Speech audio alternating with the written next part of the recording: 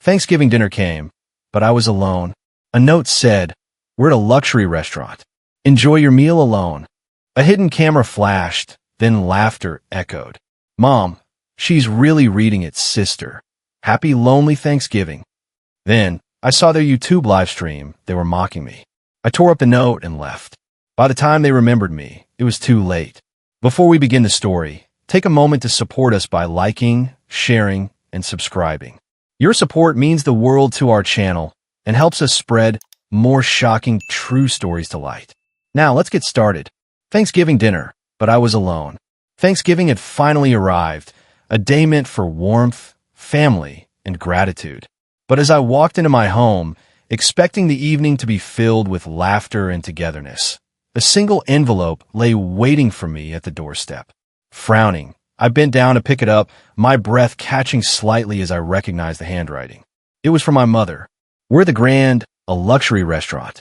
Enjoy your meal alone." I read the note once, then again. The words blurred for a second as confusion wrapped around me like a suffocating fog. This had to be a mistake, a misunderstanding. Just as I tried to make sense of it, a sharp flash caught my eye, a tiny, blinking light from the far side of the room. A hidden camera. Then, a burst of laughter erupted.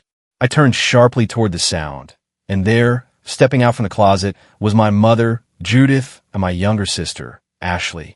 Tears of laughter streamed down their faces as Ashley held up her phone, still recording. "Oh my God, look at her face!" Ashley howled, barely able to contain her amusement. She actually believed it. My mother clutched her stomach, doubling over with laughter. I stood frozen. The world around me seemed to fade, their voices distant and distorted. Ashley turned the camera back to herself, her face lighting up with the familiar, exaggerated energy she always used for social media. "Happy lonely Thanksgiving, everyone. This is definitely going viral." That was when I saw it, her live stream. Thousands of people watching, commenting, laughing at my pain. A deep, hollow ache settled in my chest.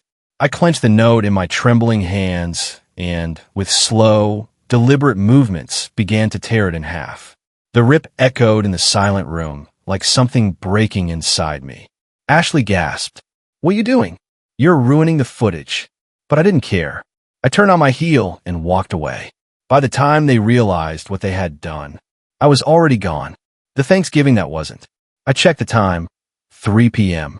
The hospital pharmacy was quiet, the last prescription of the day, tucked into a paper bag as I handed it to a patient.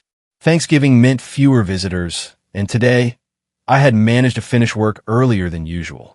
"Good work today, Caroline. It's a special day, isn't it?" I turned to see my colleague, Martha, leaning against the counter with a warm smile. I nodded. "Yeah, first family dinner in a long time." As I took off my white coat and grabbed my bag, I mentally went through my plans for the evening. Roast turkey, potato gratin, pumpkin pie. I had started prepping yesterday, then woken up at dawn to season the turkey. Thanksgiving was important to me. It was one of the few days we were supposed to come together as a family. But as I drove home, a familiar unease settled in my stomach. 8 years ago, my mother remarried. Walter wasn't a bad man, but things had changed. My mother, once so attentive, had slowly become preoccupied with her new social life. And Ashley, well, she was nothing like me. Where I found purpose in my quiet, structured life as a pharmacist, Ashley thrived on attention. With over 100,000 Instagram followers, she had made a career out of her online presence. For her, success was measured in likes, comments, and sponsorships. For me, a simple thank you from a patient was worth more than 1 million followers. Still, I tried. I always try to keep our family together. Stopping at the supermarket, I grabbed the cranberry sauce I had forgotten. As I stepped into the checkout line, my phone buzzed. "Mom, I have an urgent matter to attend to. Ashley's friend is having an emergency, so I might be late for dinner." I gripped the phone tighter. "What time will you be here?" "I don't know, sweetheart. I'm really sorry, but I'll definitely be there." The call ended before I could say anything else. I stared at the screen, my jaw tightening. I already knew what this urgent matter was.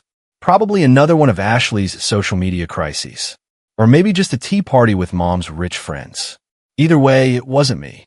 It was never me. Swallowing my disappointment, I forced myself to smile at the cashier as I paid. I went home, unpacked the groceries, and continued cooking. I still believed they would come. A table set for ghosts. The house was warm with the scent of roasted turkey, buttery potatoes, and cinnamon spice pumpkin pie.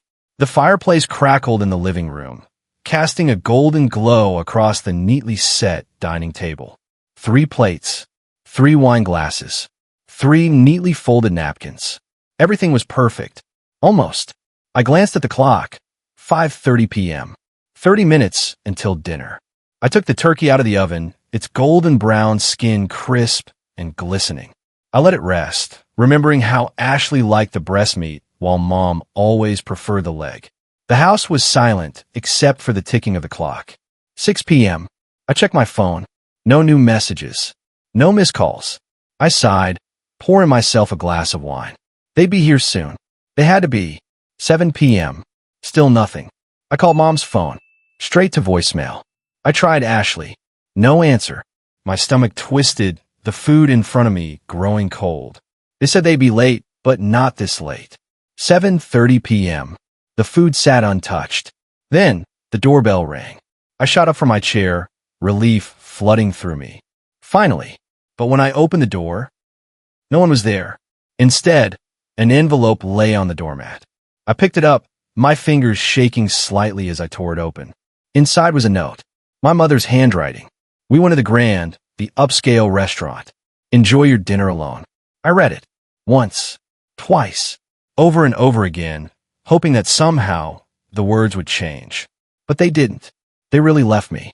The meal I'd spent weeks planning, the turkey I had woken up at 4 a.m. to prepare, the warmth I had tried so desperately to create, none of it had mattered. A hollow numbness settled in my chest. Then a sound. Soft giggles. Stifled laughter. I turned slowly toward the living room. And in an instant, the closet door burst open. Mom and Ashley tumbled out, laughing hysterically.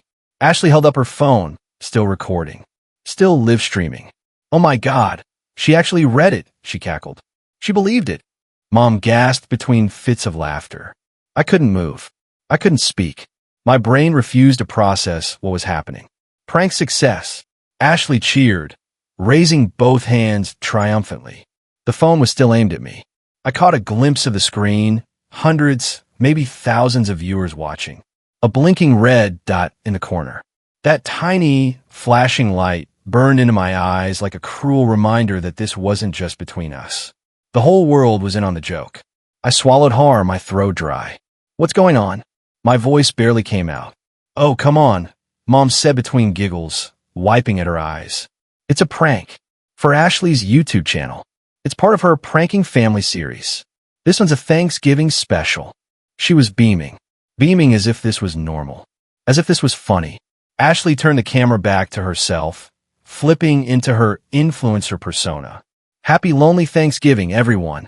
This one's definitely going viral. Viral. I wasn't a person in this moment. I wasn't their daughter. I wasn't their sister. I was just content. A living, breathing punchline for strangers on the internet to laugh at. My fingers clenched around the letter. The paper crumpled under my grip. And then, without a word, I tore it in half.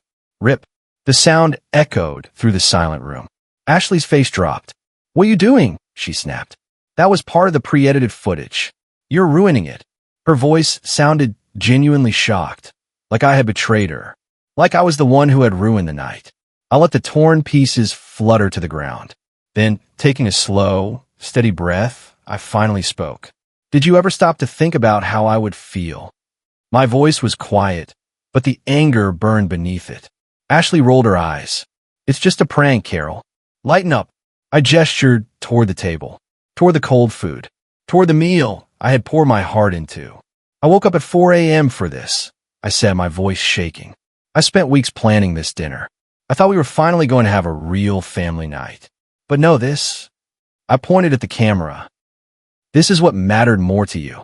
Ashley sighed, exasperated. God, you're so dramatic. This is why you have no sense of humor. Everyone in the chat thinks it's hilarious. I turned toward Mom, searching her face for something, anything, that resembled regret. But all I saw was hesitation. Not because she understood my pain, but because I wasn't reacting the way she wanted. Carol, don't be so angry, she tried, placing a hand on my arm. We were still going to eat together after the prank was over. It was all in good fun. I laughed. A bitter, humorless laugh. Oh, I see. You thought I'd just laugh and go along with it? That we'd sit down, eat cold food, and pretend this never happened? Ashley scoffed, still holding up the camera. It's just entertainment, Carol. Can't you understand that? Entertainment. That's all I was to them. I shook my head slowly. No, I whispered. I don't understand that at all. Then, without another word, I turned and walked toward the door. Carol, where are you going? Mom called after me, real panic creeping in her voice for the first time. Out, I said simply, grabbing my coat. Ashley huffed. Seriously? You're mad over this? I didn't answer. I didn't look back. The cold night air hit my face as I stepped outside. Behind me, I could hear Mom's voice, rising in urgency. Carol, wait. The filming is over now. Just come back inside. Ashley's voice followed. Mom, end the stream. But I was already walking. Already gone. I didn't know where I was going yet. I just knew I had to get as far away from that house as possible. And for the first time in years, as I walked into the cold November night, I felt free, walking away from the past. The night air was sharp against my skin, biting at my cheeks and fingers. But I didn't care.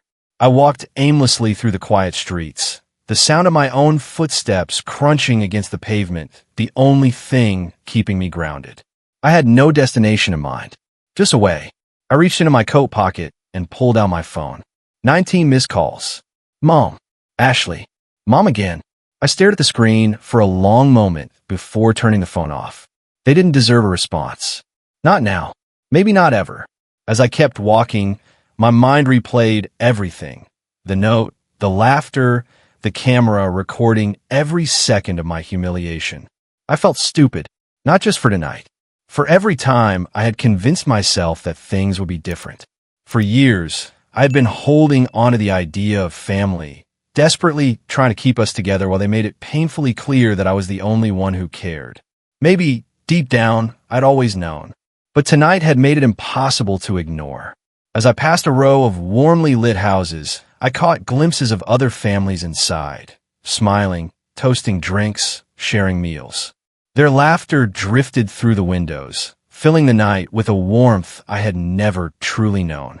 I pulled my coat tighter around me, swallowing the lump in my throat. Then, out of nowhere, I remembered something. A message I had received a few days ago. Christine, an old college friend. Hey, I'm hosting a Thanksgiving dinner with some friends. Would love to see you. Let me know if you're free. I had turned her down, of course. I'm spending it with my family, I had said. What a joke. I stopped walking, hesitating for a moment before pulling my phone back out. I turned it on, ignoring the flood of unread messages from Mom and Ashley. Instead, I opened Christine's chat. Hey, this is sudden, but is your offer still open? The response came almost immediately. Of course. Come over. Everyone would love to see you. Did something happen? I exhaled slowly, my fingers tightening around my phone.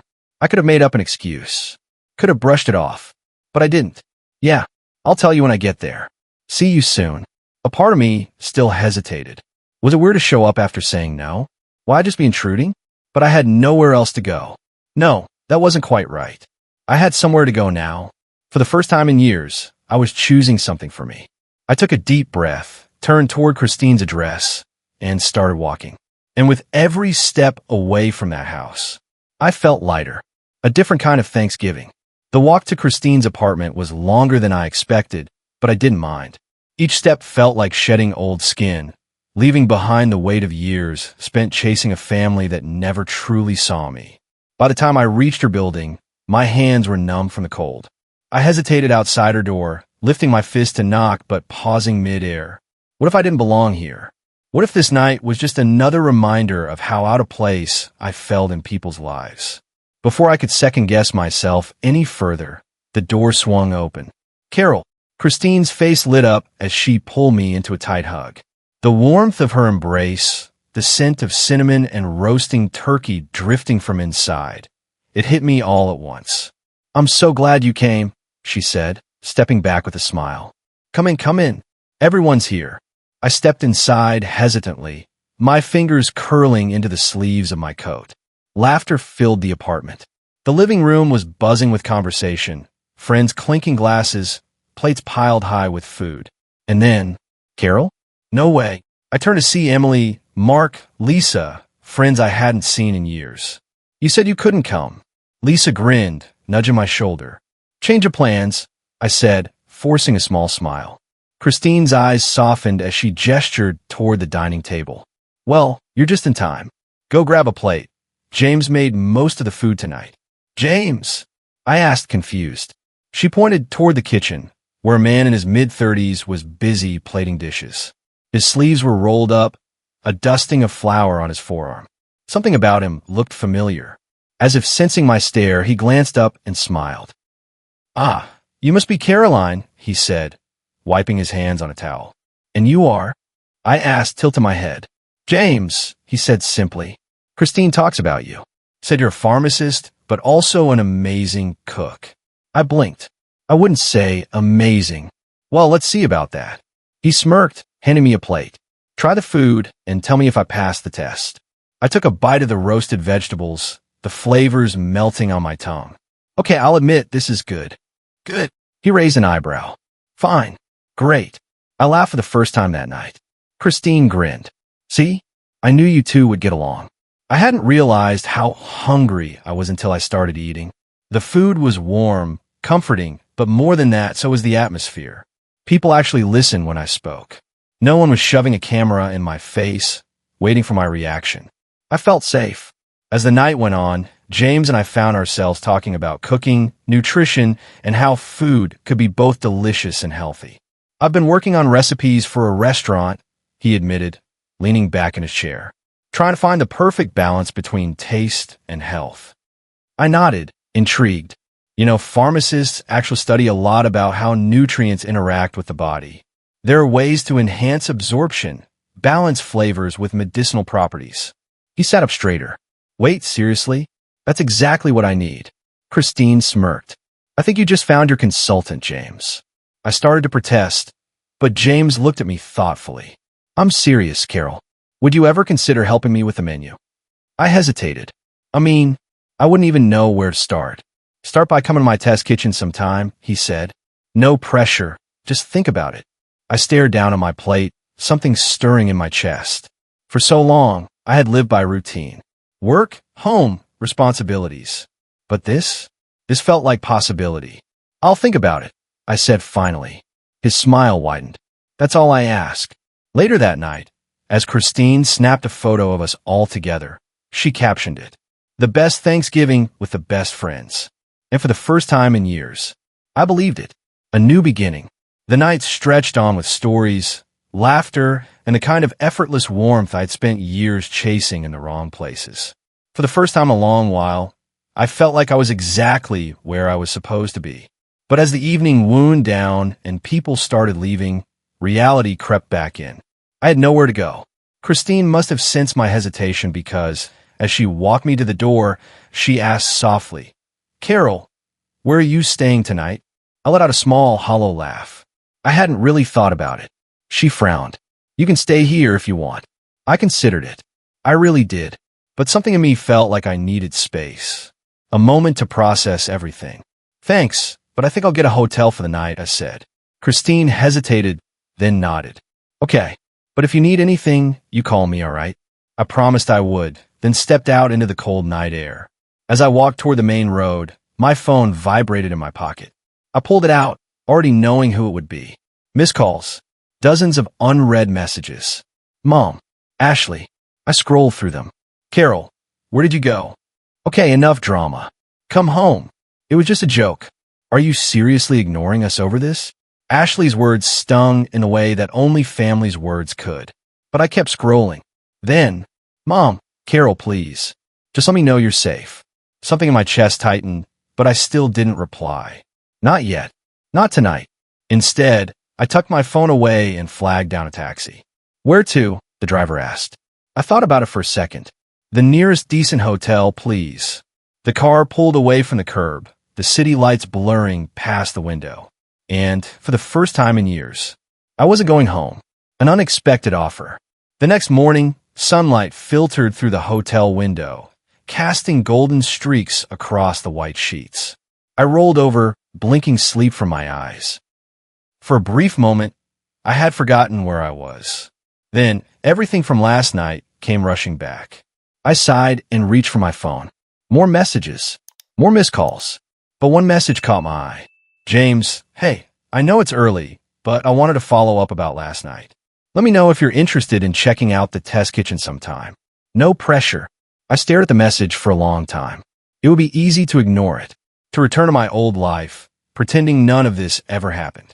But the idea of going back, of falling into the same cycle of being overlooked, being used, being forgotten, made my stomach turn. Maybe it was time to try something different. Taking a deep breath, I started typing. Hey James, I'd love to hear more about your restaurant idea. When are you free? His response came almost instantly. How about today? And just like that, a new door opened. The first step towards something new.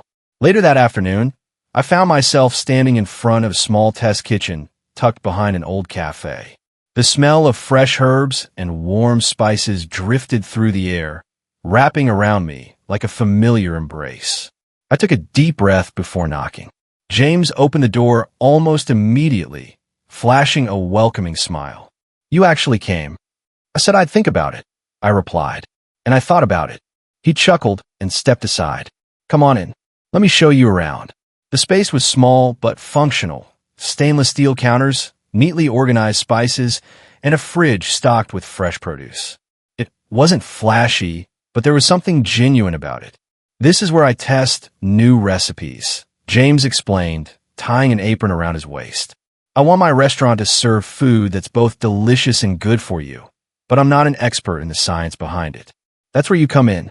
I hesitated. I'm a pharmacist, James, not a chef. Exactly, he said with a grin. That's why this could work. You know how different ingredients affect the body. I know how to make them taste good. It's a perfect combination. He handed me a small plate. Here, taste this. I took a bite. It was a creamy, savory risotto, but something about it was different. Quinoa instead of rice. I guessed. Yup, high in protein, lower in carbs. But I feel like it's missing something.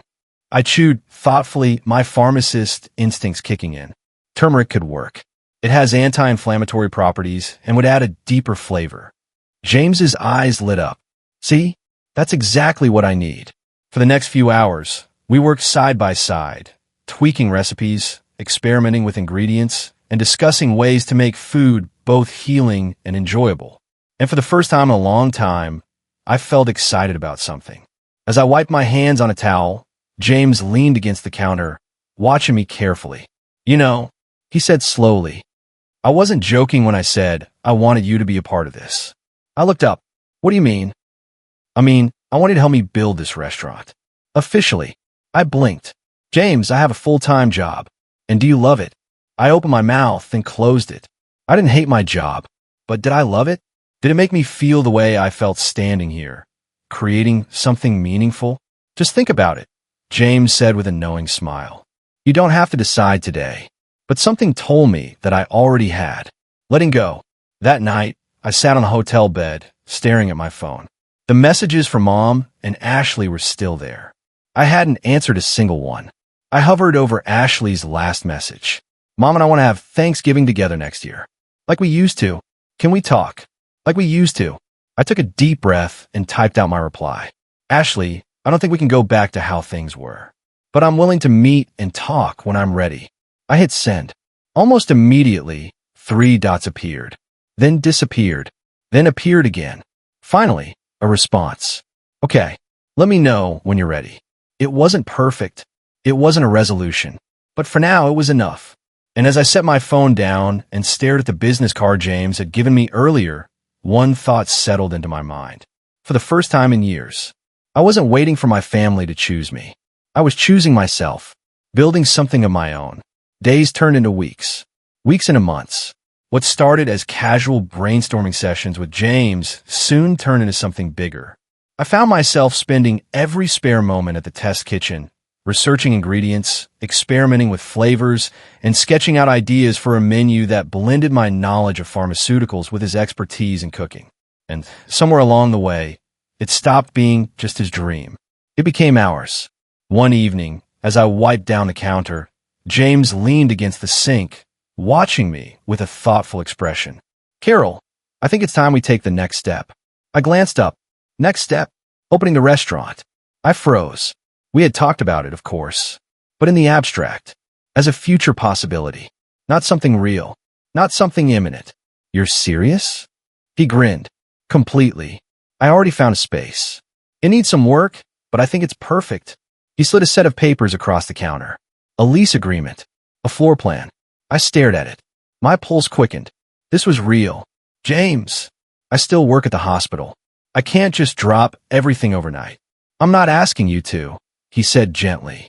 "But I know you, Carol. You love this. You're passionate about it. And I know, this is something you're meant to do." I swallowed hard.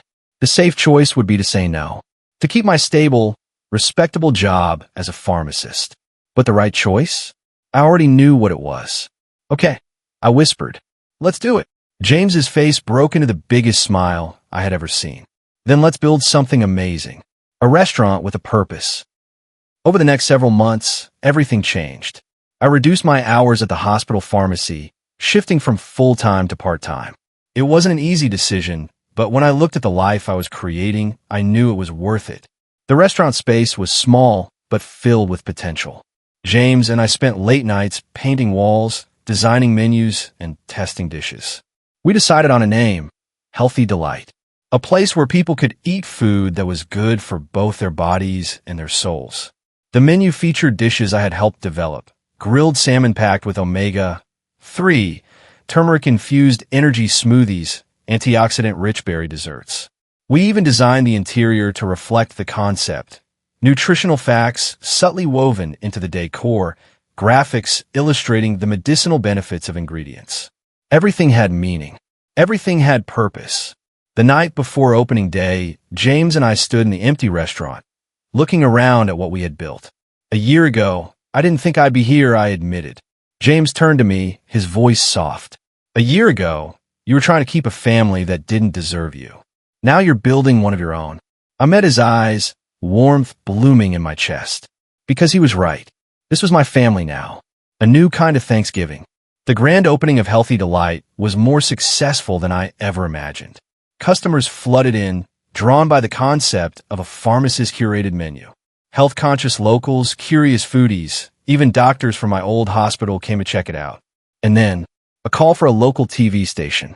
"We'd love to do a segment on your restaurant," the producer said. "A former pharmacist turned restaurateur? That's a great story." I agreed, barely believing it was happening. The day of the filming, as I stood in the kitchen explaining the benefits of turmeric and ginger to a camera crew, I caught James watching me from across the room. When the camera stopped rolling, he walked over, smiling. "Carol, you were amazing." I felt a rush of something I hadn't felt in a long time, pride. Not because I was trying to please anyone, but because I was proud of myself. That night, after the segment aired, my phone buzzed with notifications. Messages from people I hadn't spoken to in years. And then, a text from Ashley. "Mom, I just saw you on TV. You really built a whole restaurant." I hesitated before replying. I did, and I'm happy. There was a long pause before another message came through. "I'm proud of you, sis." I stared at the words for a moment. It wasn't an apology, but it was something, and right now, that was enough. The future is mine. A year after I walked out of that house on Thanksgiving night, I stood in my restaurant, surrounded by people who truly valued me. This Thanksgiving, I wasn't alone. James stood beside me, holding my hand. Christine and my old college friends laughed at the bar. Our restaurant staff bustled around, preparing special holiday dishes. Even Mom and Ashley were here, as customers, not as family. Because family isn't just blood. It's the people who see you, who respect you, who choose you. And for the first time in my life, I chose myself. The proposal. After the Thanksgiving rush, James pulled me aside, his expression suddenly serious. "Carol, I need to ask you something." He reached into his pocket and pulled out a small velvet box. My heart stopped. He took a deep breath. Will you marry me? Tears filled my eyes as I nodded. Yes, I whispered. He slipped the ring onto my finger, and I laughed through my tears. A year ago, I had walked into the cold alone. Tonight, I walked into the future with someone beside me.